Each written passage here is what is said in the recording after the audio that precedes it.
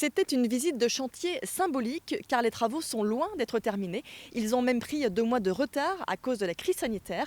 Mais tout de même des travaux qui ont bien avancé à l'image de ces voies entièrement refaites à neuf.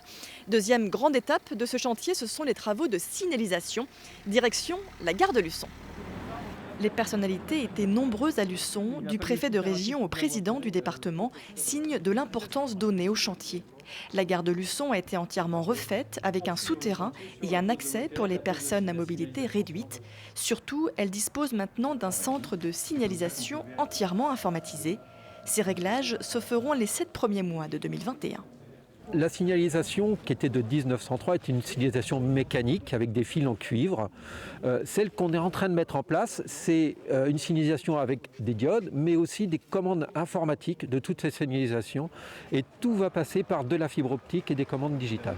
L'enjeu est important. Il s'agit de retrouver une vitesse conforme à celle d'un TGV et donc de réduire le temps de parcours entre La Roche-sur-Yon et La Rochelle.